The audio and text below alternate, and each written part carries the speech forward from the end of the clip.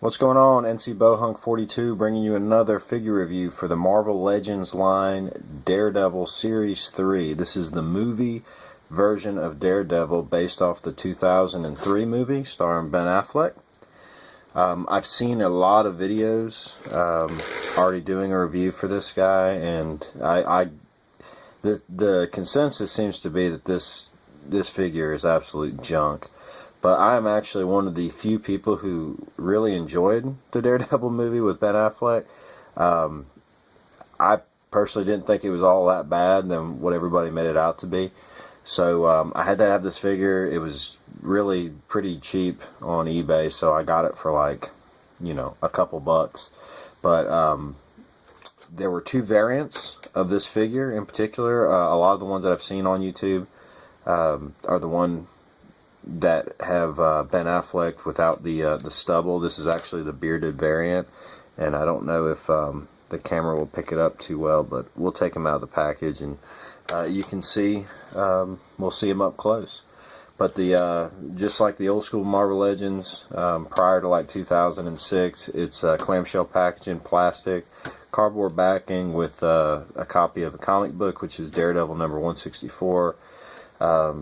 Which I believe was a lot of the material that was used for the movie. And on the back has other figures that were in the line at this time.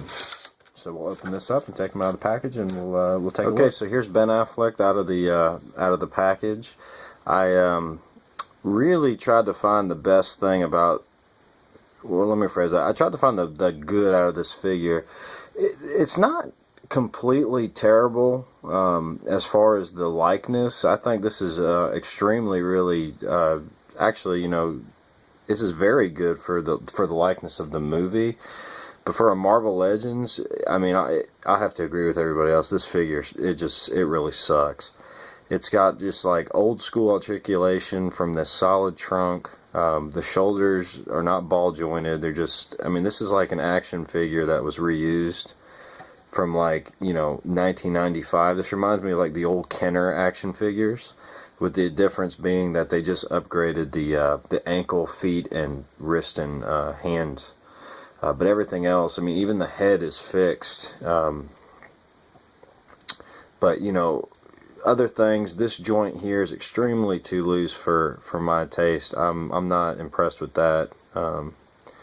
So I don't know how I'm going to fix that. I mean, that thing's just barely holding in there.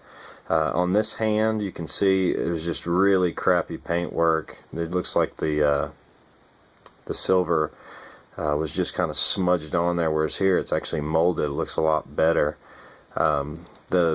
His batons or nunchucks here, they do fit in the holster.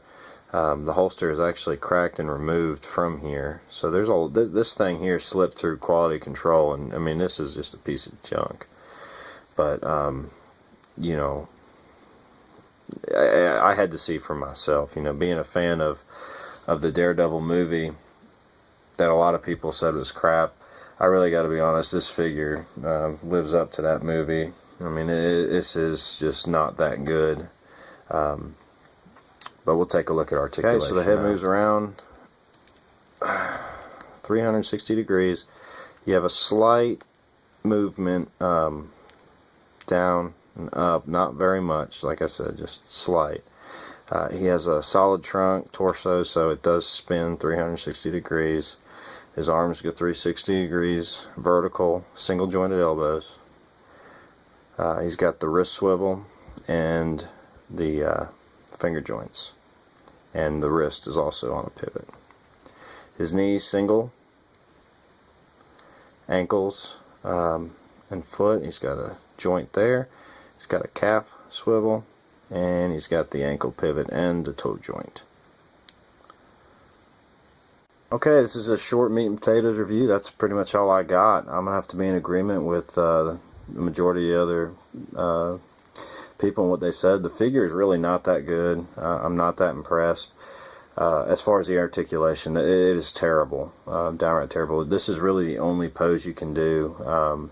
His belt is glued to that right leg of his, so it makes it almost impossible for his right leg to even fold up to try to make him kneel or anything like that. You know, the only good things that you can really take away from this figure here is that it has very good likeness to the movie, and you know, the accessories are very good. As you can see, his nunchucks here, which I think I forgot to show you in the last one, but you know, they match him. They look very screen accurate, and so yeah, I mean, other than that, there's not a whole lot here. And then the base is, to me, is, I mean, I get it that they put the option to put a screw on the back to hang this thing on the wall, but I mean, I don't know how many people actually decorate their walls with this shit. So I think it's a little unnecessary. I mean, it'd have been better if they could have done it like a picture frame, maybe put something back here. And I still have no idea what the hell this thing does. I imagine it's for posing him. You hook him in there, make him look like he's jumping down or something, but his body doesn't even fit in it. So if anybody knows what the hell you do with it, comment and let me know. He does have peg holes in this stand, so you can stand him on this, but you know, like I said, without putting it against the wall or putting a screw in it on the wall, it's not going to hold real well, because you can see the bottom is uneven, so it doesn't even like lean without sliding. So at any rate, I give the figure, you know, to me, you can skip this one. This is not really a must-have by any means, unless you are absolutely in love with the movie, which I haven't met anybody who has.